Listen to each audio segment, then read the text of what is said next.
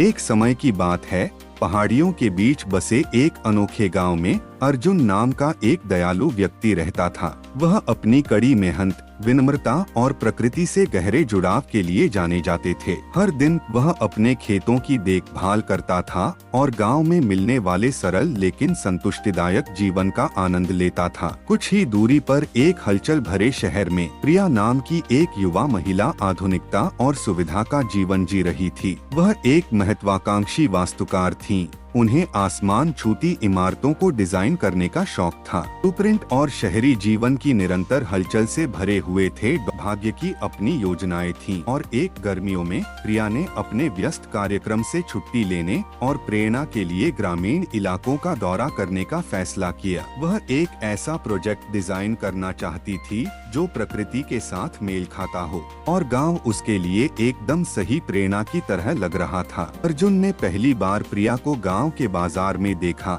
उसकी शहरी पोशाक और परिष्कृत हवा देहाती परिवेश से बिल्कुल विपरीत थी। उसकी उपस्थिति से चकित होकर उसने उसे दूर से देखा। आश्चर्य हुआ कि उसे उसके साधारण गांव में क्या लाया है। अपने अन्वेषणों के दौरान उसने स्वयं को एक सुरमय क्षेत्र की ओर आकर्षित पाया जहां अर्जुन काम कर रहा था। उनके बीच बातचीत शुरू हुई और अलग अलग पृष्ठभूमि के बावजूद उनके बीच एक जुड़ाव पैदा हो गया।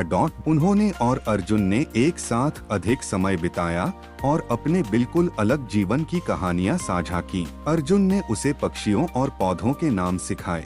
जैसे जैसे उन्होंने एक दूसरे से सीखा, उनका बंधन और गहरा होता गया। प्रिया को जमीन पर उतारा, जबकि उसकी महत्वाकांक्षा और दूरदृष्टि ने उसे प्रेरित किया। उन्होंने एक सुंदर संतुलन पाया। जैसे जैसे प्रिया की विदाई की तारीख नजदीक आ रही थी, दोनों को उदासी बढ़ती जा रही थी। वे जानते थे कि वे अलग अलग दुनिया से हैं, लेकिन उनके दिल आपस में जुड़े हुए थे। उसके जाने की पूर्व संध्या पर अर्जुन प्रिया को गांव के सामने एक पहाड़ी पर ले गया, जहां उन्होंने एक साथ सूर्यास्त देखा। महीनों बाद प्रिया गांव लौट आई। साथ में उन्होंने दिखाया कि प्यार कोई सीमा नहीं जानता और सच्चा सामंजस्य तब मिलता है जब हम अपनी जड़ों और अपने सपनों दोनों को अपनाते हैं।